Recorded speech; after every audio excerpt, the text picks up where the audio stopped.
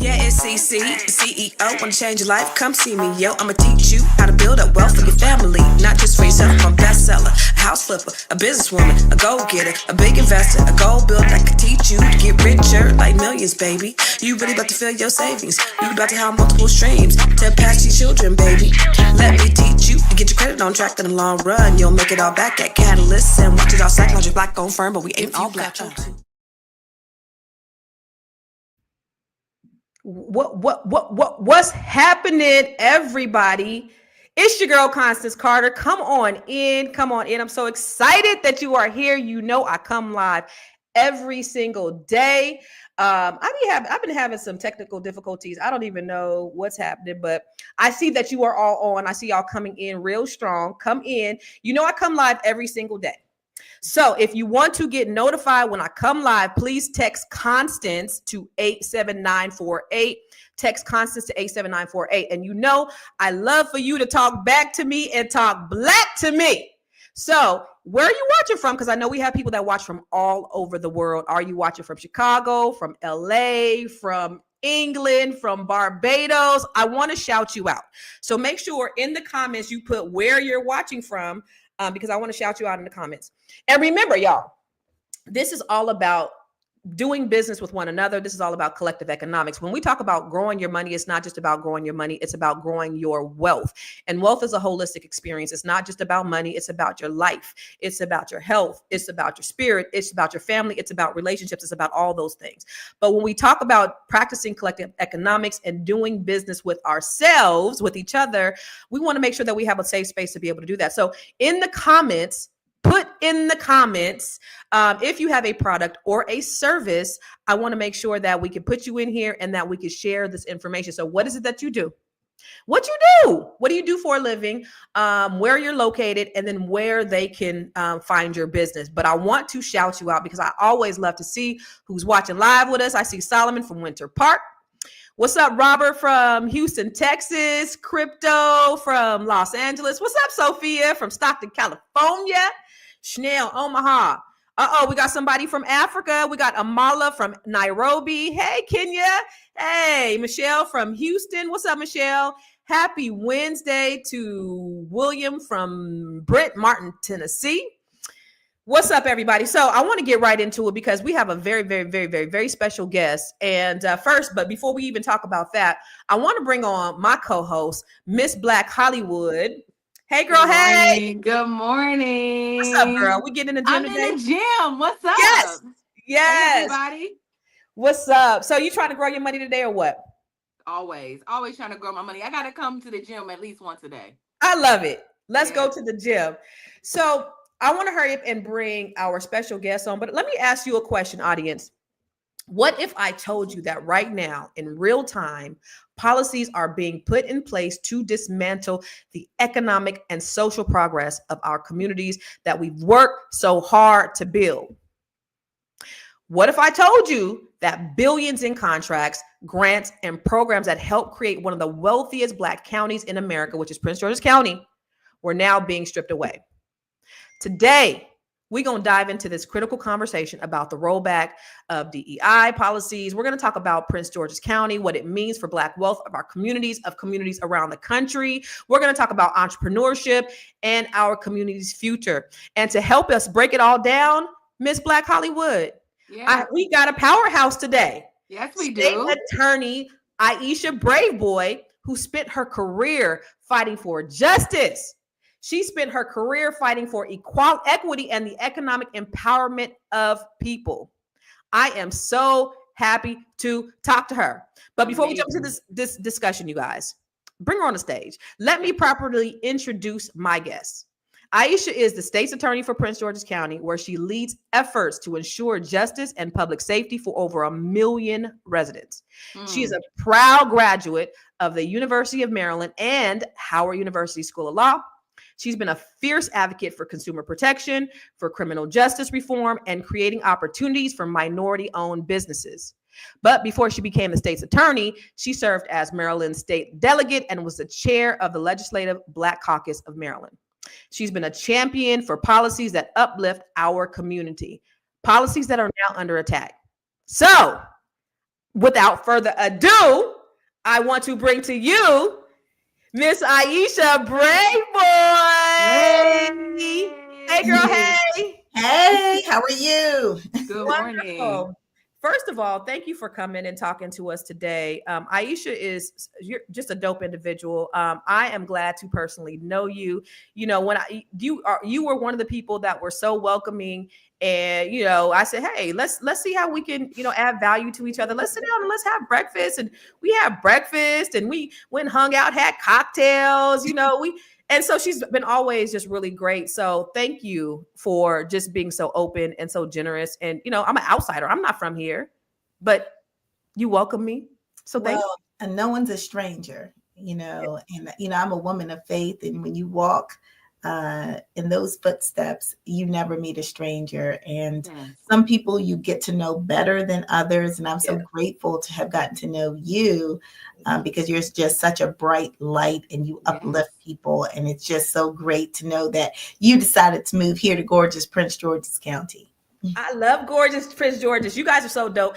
And when I tell you Black excellence is so abundant here, I love being here. And I always tell my girlfriend Tierra, Miss Black Hollywood, like how dope it is because she's in California, by way of New Orleans, right? Yes. And I'm in Prince George's County, and I could just the neighborhood I live in is so great. It's similar to what I lived in California, but nobody looked like me at all.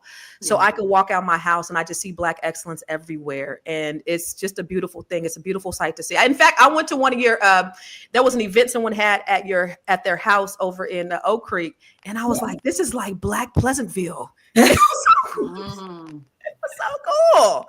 Me and my daughter would sit there just toasting. We're like, slowly, it's like, it's just great. So I just love being around that. You grew up here, Aisha. What was it like growing up in Prince George's? I did. I grew up in Prince George's County. I was actually born in Washington, D.C. Okay. And like many in the late 70s, early 80s, many families from DC moved to Prince George's County. Young professionals having, kids wanting a backyard, wanting to buy their first, single family home. There were so many options in Prince George's County. So a lot of folks moved from the district to Prince George's County. And as a result, Prince George's then went from being more of an agricultural majority white county to a more suburban and in some places urban majority Black county. And it was one of the very first counties in which when African Americans moved in, the income level went up. The educational attainment level in terms of the number of college degrees and higher went up, and the number of business owners went up. So it was the African Americans moving in, many of them federal workers, contractors.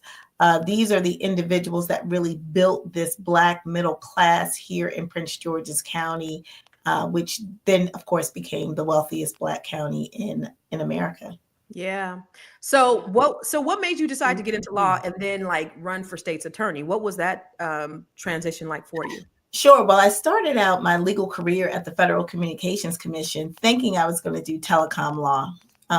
But a couple years in, my father said, hey, I think you need to work on a campaign. So I said, all right, Dad, because, I have a Caribbean father, and if anyone knows about Caribbean parents, they will tell you they will not let you, go. Like they will not let it go. Like if Slacking. they want you to do, you will at some point just acquiesce, right? So I said, okay, Dad, I'll work on this campaign. Well, anyway, the person happened to win. So that individual said, hey, can you come work for county government? So that's when I first started my kind of foray into politics, was actually working as a liaison between our executive and our county council.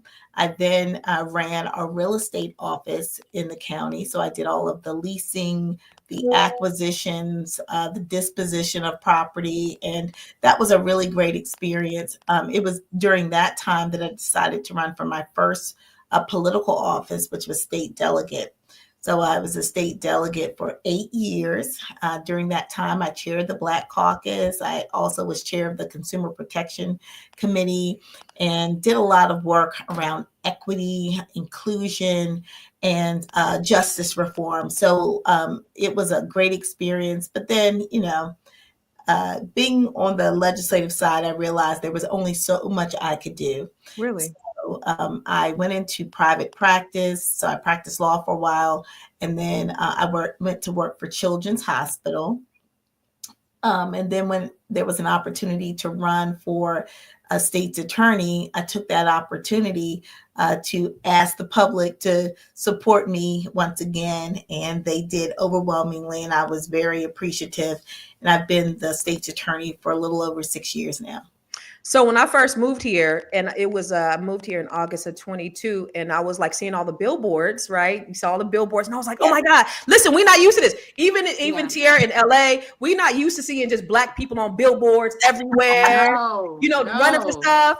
And I noticed you, Aisha. I was like, oh my God, she's beautiful. Like I'm noticing, I'm like, this is so dope. And so it's so great that I actually got to meet you and then become friends. But for you, like how hard was it, going from, private practice to running for a state's attorney and then being able to win? Because that's a whole thing in and of itself. Yes. Yeah. I mean, I had already been a state delegate. So I was really, I had been used to running in campaigns, and I've worked in other people's campaigns. So campaigning is something that I have come to know.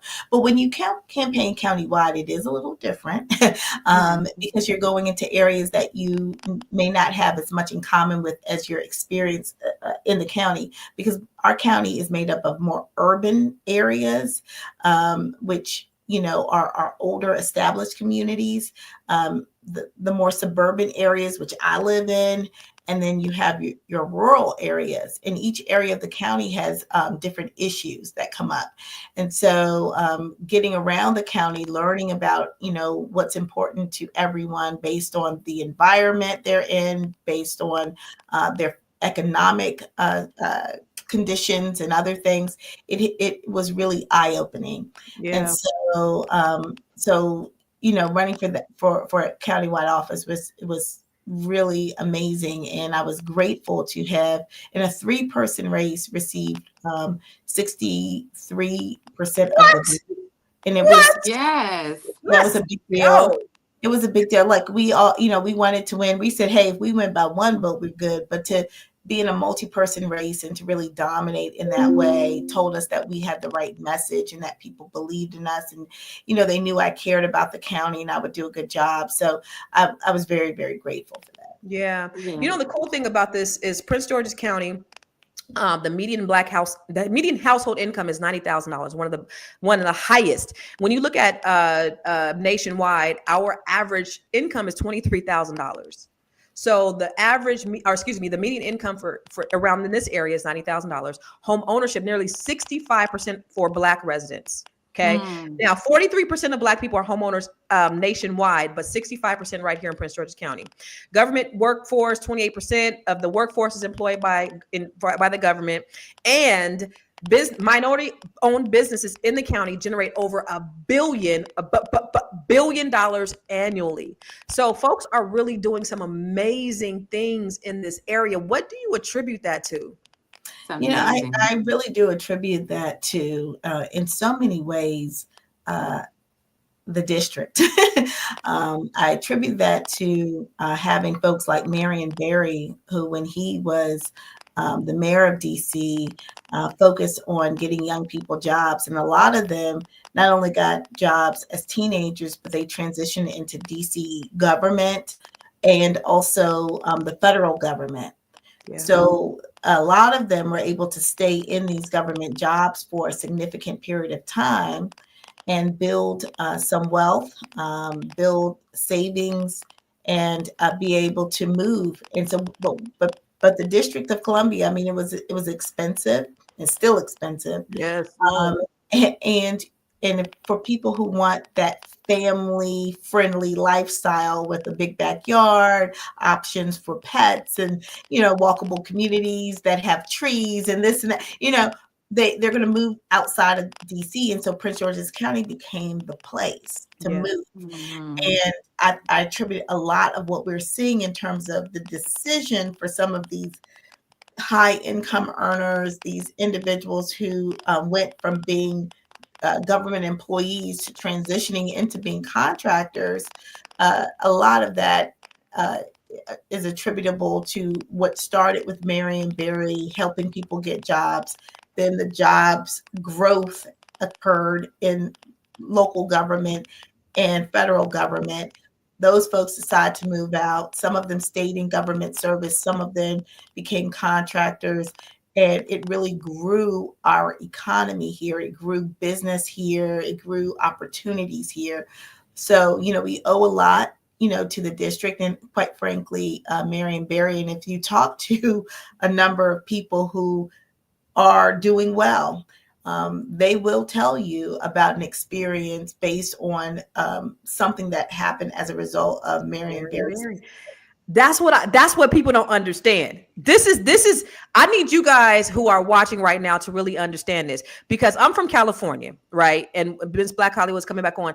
I'm from California. So the thing about it is, when you hear about Marion Barry outside of DC, and I always do this test when I'm talking to somebody from the area and somebody that's not from the area, right? So I always say, Tiara, what's the first thing you think of when you think of Marion Barry? A beloved. I think of a beloved Oh, you do. leader. Okay. But then I also think crack.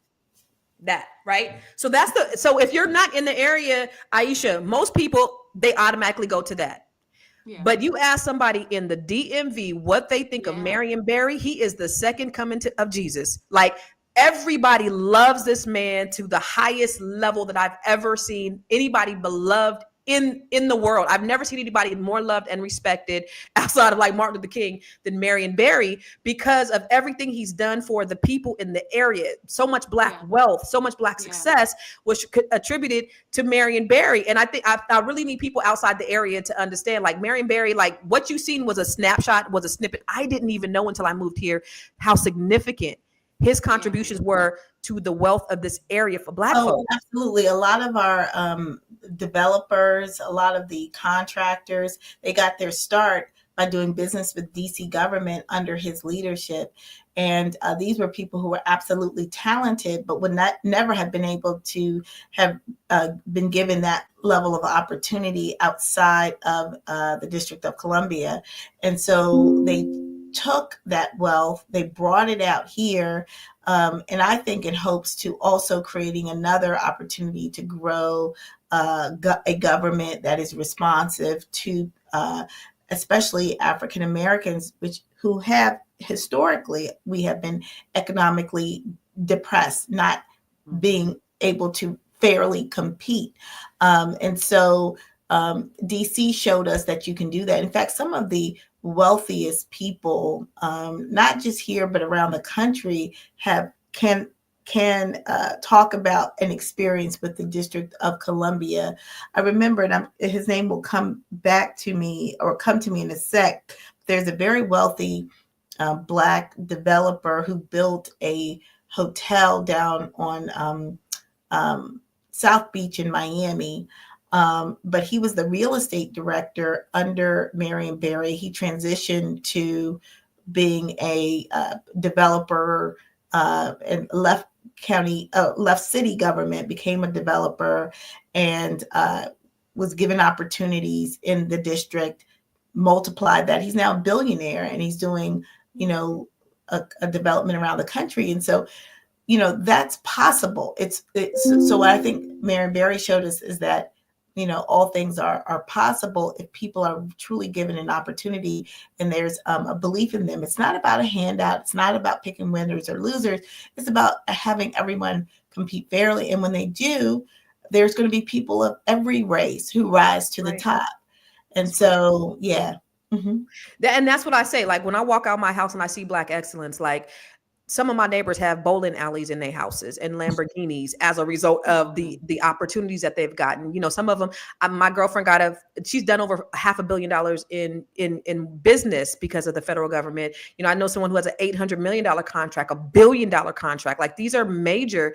And when you talk about the impact of DEI and inclusion, you know, because companies like Walmart and Meta and McDonald's are scaling back, the federal government has eliminated these grants. What impact? Because actually only 6%, I think I read, 6% of the federal contracts go out to Black-owned businesses. So we're not getting the lion's share of the business. What will that then do, and how's that going to impact the folks who want to work with the federal government, or the people who are actually employed by the federal government?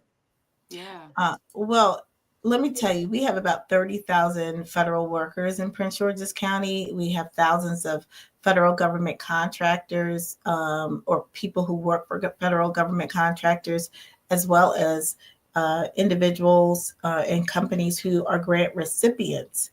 A lot of our nonprofits rely on federal grants to keep them afloat. I can tell you that even the state of Maryland relies on federal grants for some of our most pressing issues. And one of them that directly affects my office as state's attorney is the Violence Against Women Act grants, otherwise known as VAWA. Those grants help to fund things like services for victims of domestic violence. In fact, we are able to provide housing, secure housing, for our victims of domestic violence by using these grant dollars. When we were told a few days ago that all federal funding would be frozen, that actually had a direct impact on our ability to offer services to victims. Now, there was a federal judge who had the good sense to stop or halt that federal freeze temporarily until I think February 3rd. So we're still in limbo right now. We're still very concerned about what this means for those who really do need support. In addition to Medicaid and Social Security, which at least for now they intend to fund, there's other things like housing assistance and food assistance, temporary cash assistance. I mean, there's so many different federal programs that act as a safety net for people who are in need. And we could look at those individuals and say, well, they should just do better. But I mean, where's our humanity? You know, where's our humanity? And there are people who are trying their best. You know, it would be nice if everyone came from some type of means and had opportunities, and they didn't go through any challenges in life. That would be great, but that's just not the reality for so many people. And I even think about those who are struggling with mental health challenges, that sometimes find themselves homeless, and sometimes when they're on their meds and they're strong, they can work and but it's up and down. And some of them have children. And so now we have children who are kind of in a situation where there's chronic homelessness or hunger. And, we have to be a nation, honestly, and we have been, or we purport to care. We purport to be this example for other countries to follow. And to me, it's always how we treat the least of these, right? That's what the Bible says. Defines us, right? That defines us as human beings, as a country. And my question now is, who are we? I don't recognize this America. We have been through Republican administrations and we've been through Democratic administrations. And the reality is, for the most part, for the average person, it doesn't make a whole lot of difference, honestly, in some respects, in terms of their quality of life. Right. But this is different. It's different. Because this is not Republican or Democrat. This is about humanity, takeover of the values of a country. Because whether you're a Republican or you're Democrat, you talk about the American dream and how everyone should strive to attain the American dream. But I'm telling you that this administration seems to want to pick winners and losers, to seem to believe that not everyone is entitled to the American dream. And that's something that we just haven't heard expressed ever in It's my been life. on somebody's mind. I mean, somebody's been They've thinking been about talking this. about it. Yeah, I mean, but at that level, at the Yeah. level of president, it has not been expressed. Even if you say, well, cutting welfare funding was a problem, or this or that was a problem, there was always something else, because there was always this idea that we can't let Americans fail. Right. Yeah. But now that is not the idea anymore, and that is problematic. It's problematic. It's scary, because it's like, yeah, the Bible says what you do for the least of those, and that determines the strength of a country. And when you saw that Republican who was on CNN yesterday that said, hey, go out and get a job. Like, okay, these kids in elementary school who need Head Start, who need this extra, who need breakfast, who don't have breakfast, oh, they're supposed to go out and get a job. And it's like, come on, guys. So the thing about it is, like, I got to pay you my taxes, right? And we can't take care of the poor. So are we gonna get our taxes back? Are you gonna reduce our taxes, or are the taxes only gonna be reduced for the 1%? Like, what's going on? What's the plan? Well, the answer is clear. Yes, the taxes will only be reduced for the 1%. I think he did promise that. And the thing is with him is that he is delivering on what he said he was going to do. So this is not something foreign to us. He didn't hide the ball. He said this is what he was going to do. Now, maybe some people didn't believe him. Maybe some people thought, oh, well, he's just saying this for, to get elected, and he's really not going to do this, because who would do something like this? This is crazy. It's crazy. But you know what, Constance, if I can jump in, I didn't think that he could do this. Like, I didn't think we'll it see. was I mean, legal. That's where everything is being tested now in the court. Aisha, he has the House, he has the Senate, he has the courts. He doesn't have every court. He doesn't have every court. He doesn't have every judge. And these fights oftentimes will be fought at the federal court level. Now, the concern obviously is, as these cases, are appealed. And, the concern is going up to the Supreme Court, what will happen, because there is a majority of conservative judges on the Supreme Court. So these are some of the concerns that we do have around, how the judicial system may not work the way it has in the past, which is to protect us from radicalism at the federal level. But I say that all to say we have to stay vigilant. We have to use every tool in the toolbox to protect our people. And I think right now the courts are our only line of defense. If this federal judge had not enjoined the Trump administration from moving forward with these funding freezes, at least temporarily, today, I don't know that I'd be able to offer services to victims of violence. That's the reality of it all. So, I mean, we can't not fight. We can't say, oh, well, we just have to deal with what we got to do. No, we have to fight back. And I think ultimately the goodness of this country, the promise of this country, I believe will win. We're going through a tough period right now. I think we have to look ahead to 2026. I think we have to take back one of those houses, if not both, in the midterms. I think we have a really good chance of getting the House of Representatives in our hands. And I think that's really important, because that can stop some of the idea to downsize and to move federal agencies. I mean, that would really devastate a county like Prince George's County, where we have NOAA, we have the Census Bureau, we have agriculture, we have a lot of federal installations. And you know what? We won the FBI, and that should be coming too. So, I mean, we have a lot. Yeah, we have a lot at stake. Mm-hmm.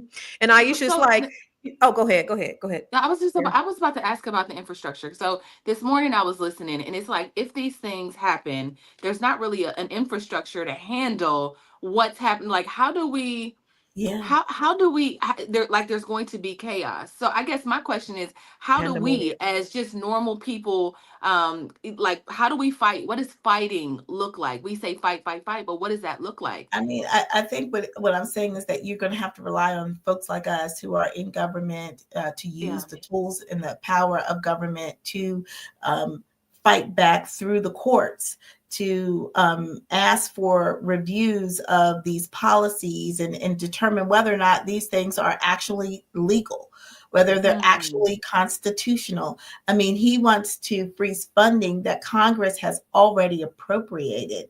I And saw so that. there is a separation of powers here for a reason. And so the executive branch shouldn't infringe upon the rights of the legislative branch. So there's a lot of issues that we'll probably hear for the first time because no other president has decided to do these types of things, Mm, taken these types of actions. So I think there'll be a lot of new law created, hopefully good law, mm, yeah. and a lot more court battles that you'll see.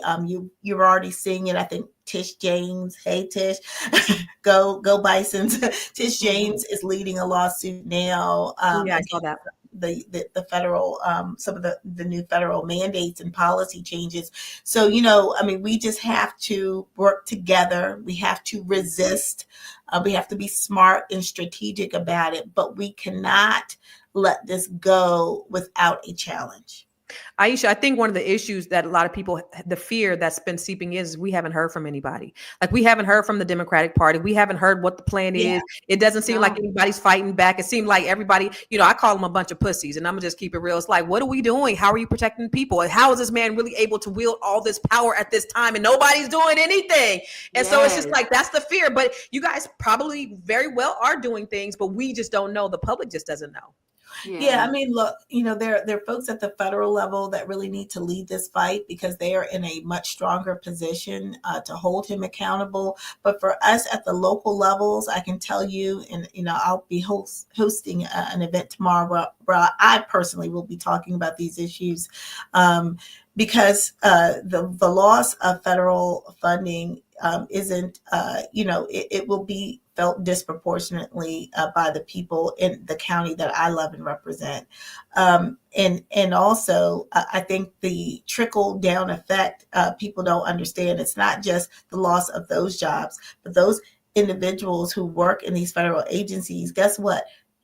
They go to have breakfast and lunch at restaurants near these facilities. And so we're talking about restaurants who will be impacted. We're talking about dry cleaners, because if you don't have a job, you don't have to get dry cleaning, okay? The dry cleaners, stores that serve folks. So this will devastate industries. And I Mm, remember, like, you know, mm, uh, Mayor Muriel Bowser is asking folks to come back to work. She wants the federal agencies to come back to work. Why? Because the commercial areas of the District of Columbia have been impacted negatively. The commercial mm, office space, all of that has been impacted. And so now at a time where, okay, maybe federal government workers will come back to work, but then they're saying, okay, well, we're going to downsize by 40%. Okay, so now yeah. how does that impact it? And we may relocate some of these facilities. And if they relocate the facilities, can all those workers just leave this area where they have invested in, where their children are in school, where they have bought their homes? It is. I, Aisha, make the shit Yeah. make sense. Make Yeah. it Make make it. sense. It So, don't make sense. It don't Aisha, make sense. Aisha, I just have a question, right? So it yeah. feels like Trump plays politics a little different. He doesn't even play politics. He's just doing it his own way. And it feels effective. It feels like I can just come in and sign an executive order and get things done. Help me understand how the Democrats haven't been able to be as effective, Well, I think, or push their way. It's like if there's a they play yeah. nice. They I, play. I think there has historically just been a culture of understanding that neither party is going to push the envelope but so much, but that is not an agreement that Donald Trump has made. Okay, so when I mean, just being realistic, if you think Mhm. about the Bush years, if you think about the Reagan years, if you think about all of these individuals who were presidents, um, by and large, if the economy was doing well, then you lived better. If the economy wasn't doing well, you didn't. But it wasn't like there was a huge shift in life, right? Because it was a Democrat or Republican in the White House. Um, Right. Didn't affect us daily, right? Didn't affect Right. our daily lives in a It major way. didn't. But I think it's just different now because this guy does not play by any rules. So there was this Mm-mm. idea that, okay, we're going to have a sense of civility. We're going Mm. to care. Like I said, we're going to we're going to at least say and pretend like if they didn't really believe it, that we want everyone in America to achieve the American dreams. Right. He was basically saying we don't want that. Right. Right. At least We don't want pretend. that. At least pretend like you want us to succeed. But you telling Yeah. us everybody's criminals, we deporting, we taking jobs, we like, huh? Yeah. But So it's it's a just clear very different. And people, but on both sides, especially Democrats, there are some Democrats that don't believe or agree with the policy that the Democratic Party has had with respect to immigration. That is a fact, which is why, unfortunately, some Democrats voted for Donald Trump. But and I said whether you fall on one side or the other on this issue of immigration and having migrants or undocumented people in your communities, can we all agree that everybody should care about each other as human beings? When I hear of the stories about families not wanting to send their kids to school because they're afraid that ICE could raid their school, or Yeah. people not wanting to show up to work, I'm concerned that victims of crime won't report them if they're not documented, and which means people will be suffering in silence, which means, groups like MS-13 and cartels and other groups can more invade those immigrant communities here because no one's going to say anything. I don't want that. I don't want that. We were just at a place where, I could go in and say, look, if you're undocumented, but you're a victim, just come to me. I got you. We're going to get justice for you. Don't worry about immigration. We'll have you fill out a form to get a U visa so that you can have a legal status in this country. We'll work with you. But now I feel like they're not even going to, trust that. Not because I've changed, but I'm not speaking as loudly as Donald Trump. They Yeah. see the news. They see the ICE raids. They're on social media. They see what's happening, and it is very concerning. And I don't know how, you can live, or you feel like you can live fully thinking that at any time someone could snatch you up, separate you from your family. It is just it's just But hard. Aisha, It's giving 55%, slavery. but 55% of Hispanics voted for Donald Slavery. Trump, Yes. right? I mean, why? Like, Yeah, it goes back to like that fuck around and find out. Because you go back to Lyndon B. Johnson, and I always say this quote because he said he says it. He said, if you can convince the lowest white man he's better than the best color man, he won't notice you picking his pockets. Hell, give him somebody to look down on and he'll empty his pockets for you. And that's the situation that we're in. All these people who losing their benefits and their WIC and they're crying on the internet because they about to lose everything. They voted not for their own best interest. And now they didn't fucked around and found out what's really going to happen. Well, what I've learned in this election, and so we have to. So when Barack Obama ran, there was this feeling of change, hope, unity, and hope and change were powerful messages, and they're really powerful feelings. Because I always said, hey, hope is. This is my quote. Hope is the greatest currency in the world. 100%. It really is. If you have hope, any and everything is possible. Yeah. Right. If you don't have it, nothing's possible. That's so true. Hope really, I think, empowers people in so many ways. And I always believed, and I still believe in so many ways, that hope is more powerful than fear and hate.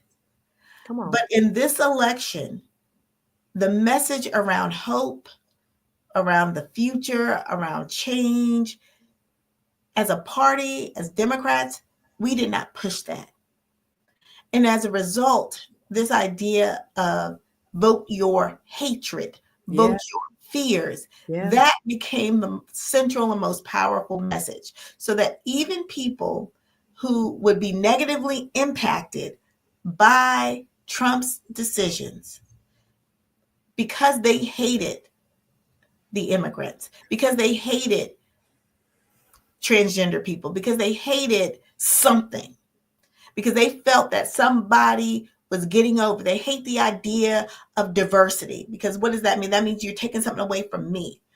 All of that became the central focus for far too many voters. Yeah. And I think as a party, we failed America by not sticking to our core values of hope, of change, of taking care of working people. Working people. Yeah. We are the party of working people. Yeah. Somehow they co-opted that, and they said, well, you working people, y'all are hard at work, but then you have immigrants coming over, not really doing anything, taking your tax dollars to spend on them. That was the message being pushed by the Republican Party. And because people were dealing with economic depression in so many ways, because inflation was on the rise, because the price of utilities and food and everything else was on the rise, it people felt that pinch. Yeah. And then they went back to saying, well, it's their fault. Yeah. It's their fault. Yeah. And so that's what happened. And so we just have to honestly be on message, continue to represent the interests of the people who we represent, and know that that's enough. Know that's enough. As a party, we are the party of hope, change, opportunity, inclusion, uniting America. You know, look, I'm fired up. I love it, and I love you for this because you're a change taker. And so I've been talking about this a lot. And my biggest thing is, okay, because we seen that we Black people, because I talk to Black people, and I like Black people to talk to me because my whole life has just been around serving Black people, helping Black people, closing the wealth gap. That's just my life's mission and all that. And so when I look at, okay, when Kamala came, we got information. The Black women raised money. Then it was the white women and the Black men. We had a purpose. So now it's like, okay, so we've been trying to figure out what is that one thing we can all come behind to rally against or rally for, so that we can all be in alignment. Because the problem is within our community is we have so many different ideas, and we have so many people who want to be in charge, and we just need to have one thing where we can just focus. We can all say, this is what we're going to do, and we're going to do this, and that's it. And Aisha, and I also want to talk about, because you are doing something that is also, I think, extremely excellent, as you are running for county executive of Prince George's County. And I want to talk about that. And I want to talk about what that means for the county and what that means for history and all those things. Yes.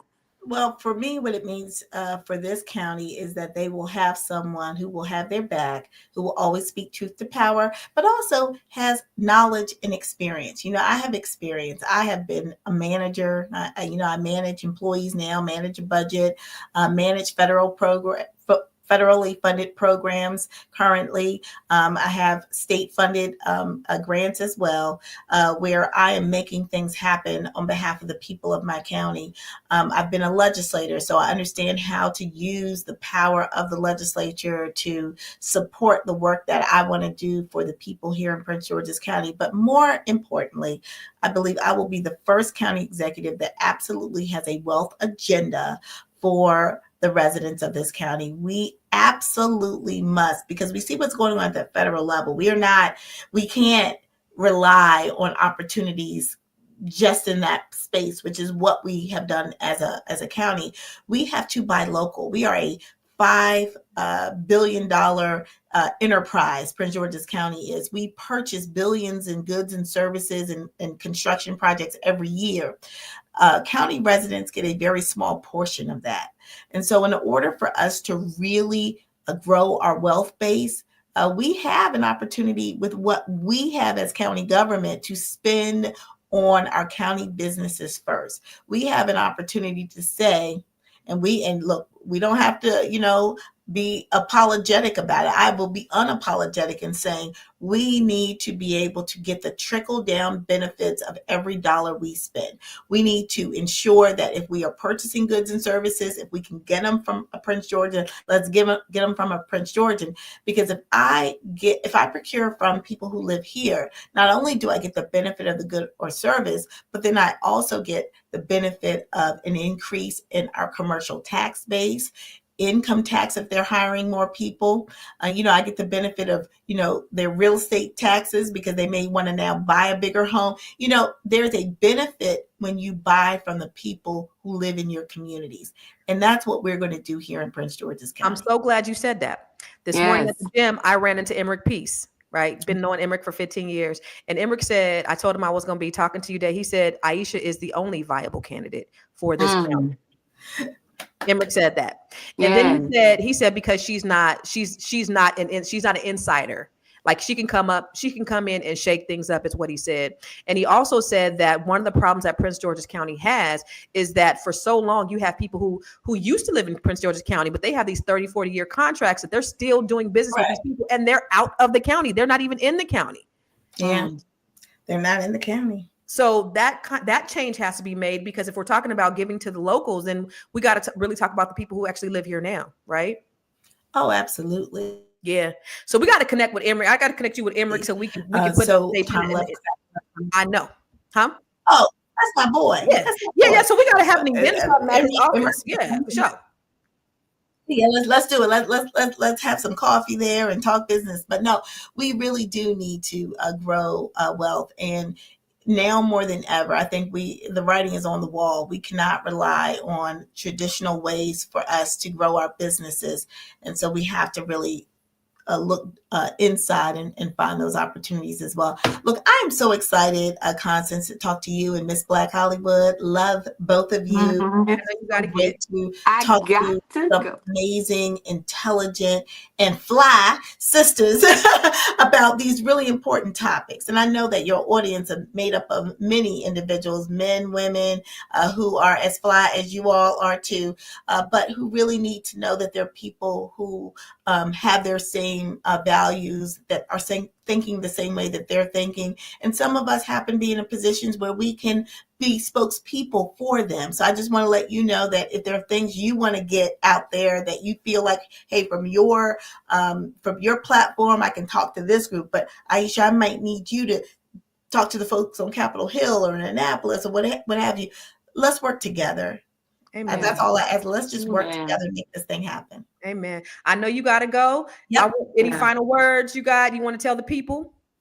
Well, let me just say, I thank you for allowing me to be here with you. This has been a tremendous opportunity to kind of discuss a little bit about who I am, my values, my perspectives on what's going on now, and of course, my hopes for the future. And I appreciate the opportunity to be on this platform. So thank you. Aisha Braveboy for county executive. She's making stuff happen as a state's attorney. She's about to really make things happen as the county executive. And I'm proud to know you and proud to be a supporter. And also Miss Black Hollywood. Yes. You too can become a resident of Prince George's County. Listen, I already came.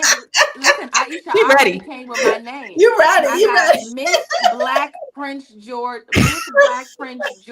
County is my new name. Let me tell you something, man. Let me tell you, she's ready. I'm not Hollywood anymore. I'm just gonna be Prince Georgia County, Miss Black Prince Georgia County. She's gonna be part of the gorgeous Prince Georgia. I love it. Yes, you'll fit right in, girl.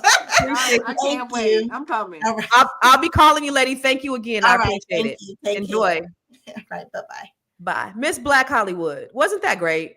That was what do you think? Amazing. Oh. It's just so great to see women doing powerful things. One thing I love is Black dynamic women and men. I love Black, but there's something so special about seeing a woman who is out here just doing her thing, because I'm a woman, so I get really inspired by that. Yeah, that was really, it was great. It was really great to kind of see what the dynamics were, and I was trying to be careful and not to say like anything alienating about the motherfucker that's in office.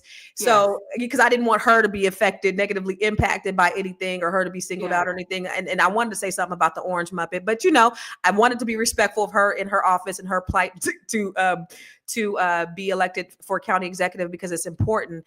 She knows what she's doing. She's for the people. And like I said, you know, Emmerich Peace is a friend of mine. I've known him for 15 years, and he owns the largest Keller Williams. He has over 700 agents. And he said today at the gym, he was like, she's the most viable option that we have to make change in this area and just continue that wealth and that growth. And the other thing is, like, I'm telling y'all, for the people who ain't from here, when you think about Marion Barry, these people worship that man because he's created so Yeah. many Black millionaires and so much access and opportunity for Black people to do the damn thing.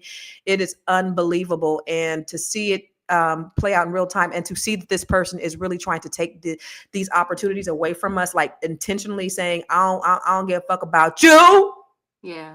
is crazy. Yeah. It's so funny because, even after the whole thing, the whole scandal with Marion Barry, they still reelected him. So I knew then, like, Mhm. he was like the original Obama for that, for the DC area. He was, Right. even They said Mayor for life. being in the South, I've heard about this man's legacy. So Right. maybe that was just me being a journalist and a nerd, but It had to I be, did. because most people that I hear, those people I come in contact with, they just say crack. So I say Crack. it's crack.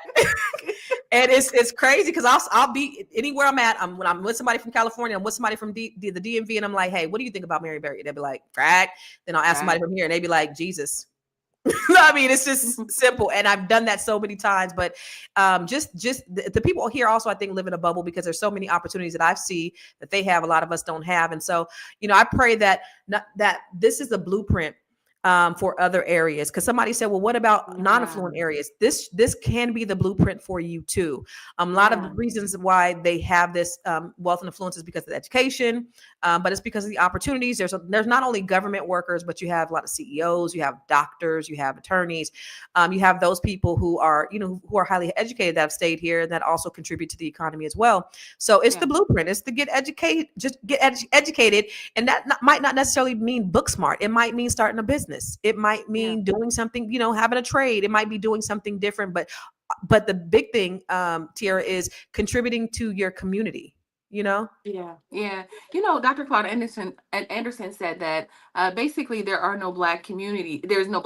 We just have black neighborhoods. So maybe if we maybe went back to and I'm not saying go back to the neighborhoods that we came from, but there has to be like a balance between us being able to build up our own neighbors, taking our neighborhoods back and really being able to build them up. Because how do we get to Prince George County status if I go to, unless other people kind of gentrify that area, you know what I mean? How do you get back to how do we buy back the block and then take care of that block? Like, it just feels like such a huge feat. What do you think? I mean, being a real estate queen, like, how do we start to do that? Yeah, it is that. It is investing in real estate. And Dr. Boyce said education is a lot of things, not just going to school, also contributing to our community is more important than making some corporation happy. I'm Mm. 100% completely in agreement with that. It is about the things that we contribute to our communities. But the real estate, number one way, start Yeah. investing. If you got a house, get another house. If you got that another house, get another house. Build your wealth portfolio. Diversify your portfolio. Invest in other things. Stock. Invest in businesses. Invest in other things that are going to add to your value. And I think that's what we got to open up our horizons. But that's the reason why, Tiara, podcasts and Fly Nubian Money, Fly Nubian Queen, Boyce Watkins, all of these channels are so important because we are giving y'all the game. Yeah. We're giving y'all the game. We're giving y'all the blueprint. It's up to you to follow through, and execute. It is up to us. Each one teach one. We got to take action, because if we don't know now, out of everything that's happening in the world, Yeah. we got to. Yeah. It's so interesting that you say that, because I think for some people, they listen and they think like, well, maybe I can't afford to buy the block. Maybe I can't afford to buy another property or do what she's saying do. I would just say, look at your neighbor.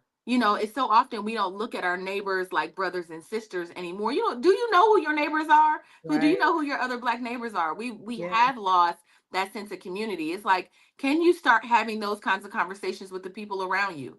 Yeah. Let's buy the block. I don't have enough money, but here's how much money I have. Let's put it together. Let's That's invest it. Yes, that's what we teach inside the B1 Real Estate Mastery training with in the Black Business School. If you go to Mhm. b1realestatemastry.com, I teach. So not only am I teaching them how to invest, but I'm teaching them how to invest together. Use collective economics as a group, as groups, because you may not have all the money, you might not have all the resources. Perhaps you can get in another way. Maybe you have the smarts, maybe you have the ingenuity, maybe you have the ideas, maybe you have the work that you could put in it. But we're working together so that we can build together, and I think that's important. Yeah. And the days are gone when we're saying Black people don't work together. We don't work, we're crabs in a barrel, and we don't want to trust each other. No, we do, and we are. And so Yeah. it starts with us. We have to change the narrative of how our community is seen out in the world, because if we are adopting the talking points of white people saying that we Yep. can't because what they've We instilled don't. in us, then we'll never do it. But if we Yep. change the narrative, we change the talking points, then girl. Yeah. Story is my love language. I say that every day of my life. Story is my love language. And we've definitely got a hold of a story that is not true. And so I think we pick it up and we take it with us, and like, Black people don't do this. We don't do that. We don't have the money for this. We don't. It's like, we are not victims. We really are not. I mean, I think about this $1.7 trillion every single day, Constance, that we have in our community, our spending power. And meanwhile, I hear people saying we need reparations from the government. I feel like that $1.7 million plus the Trillion. internet is reparations. Mhm. They You know didn't what I fuck mean? around Like, and I gave us feel the like, internet. yeah, it's in between the internet and that $1.7 billion that we're Trillion. toting around. If we didn't give it away, what was it? Well, how was it? 2%? Was it Two 2% that percent we? goes to 2% goes to Black owned businesses. We have $1.7 trillion in spending power. We spend 6 hours with our community, and only 2%. 2%. Man, we have to be mindful about the way we're spending money. 2% of that $1.7 trillion. What was that? It was like 300 and uh how much was that? Lord Was Jesus. 35 million, 35 billion. It was, I don't know. It was, what It was it? wasn't, it was not It a wasn't lot of money significant. that was spilled. Yeah, Black it people, was like, y'all giving y'all money to Jews, y'all giving y'all money to Asians, y'all giving y'all money to white people, y'all giving y'all money to Hispanics, and you're not giving your money to people who look like you. You know why? I'm not going to paint us with a broad brush, but a lot of us don't want to see other people succeed. And that's the reason why they've taken on the talking point that I don't do business with Black people because Black people don't do good business. The reality is you don't want to see somebody doing better than you. And again, we have to change that mindset.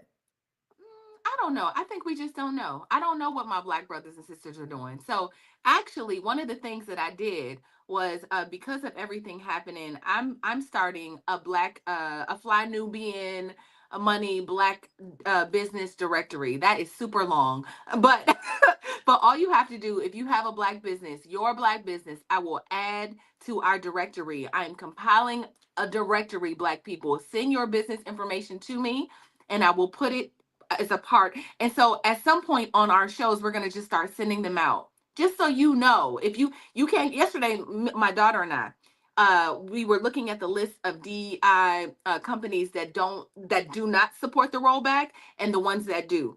And so instead of us going to Target, we went to Aldi's. And instead of you, like, we went through the list, and she was like, I really want to go to Starbucks because I love this latte macchiato thing with the drizzle or whatever.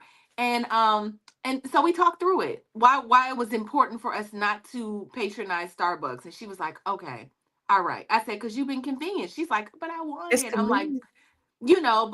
but so we I said, let's go get those things that it takes to make this macchiato, whatever. Let's go get it from the store, and then you come home and make it. That way you can have 10 of them.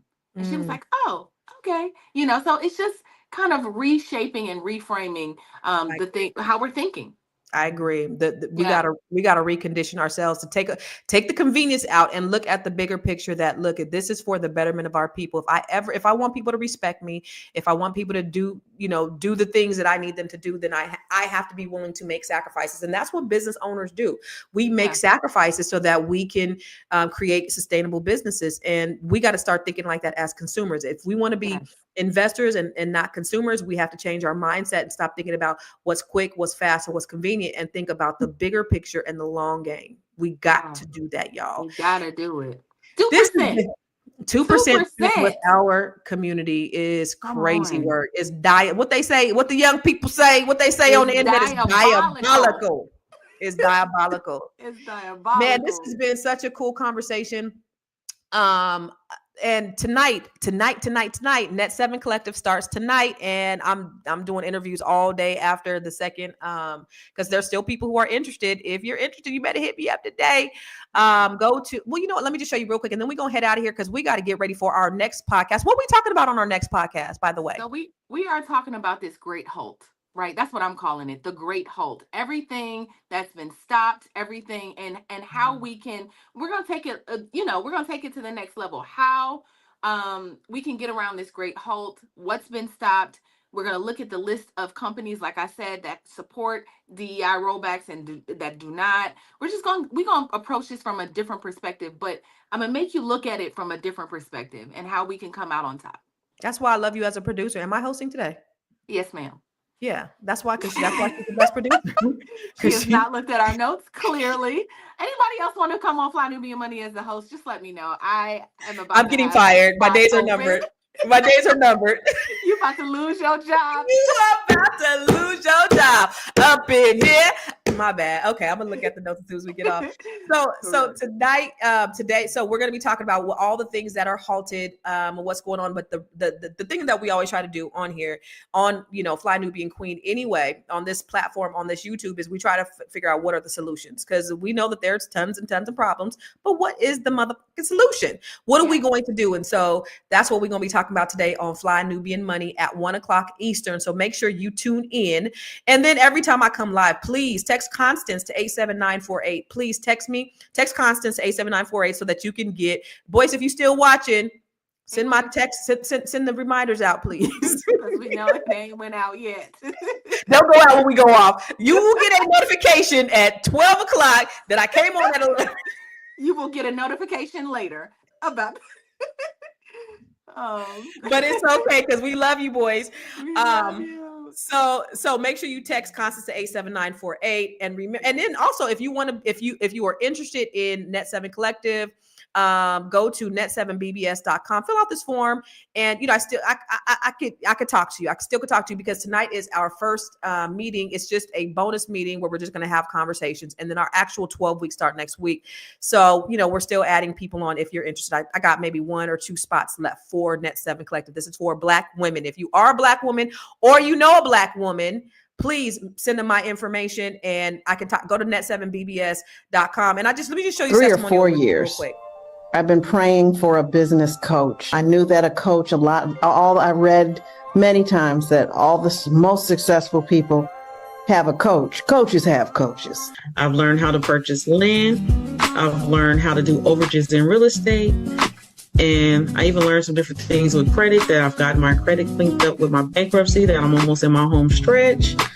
Doing everything right now and applying it. I finished 2 ebooks. If I could do it, anybody can do it. And started a nonprofit. Gotten more out of this than I ever anticipated. Constance has done an amazing job at placing systems to allow us to understand how to prosper in our businesses. I'm telling you, I would move heaven and earth not to miss one of these sessions.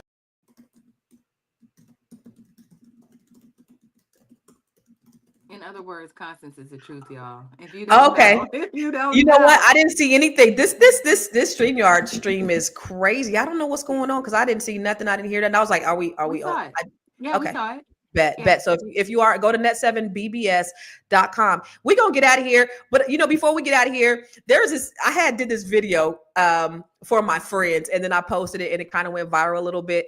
But I did this because when I was like, they like, when you coming home? When you coming home? This is the reason why I ain't coming home. I'll just show you this, and then we're going to head out. My gym, all Black. My grocery store, all Black.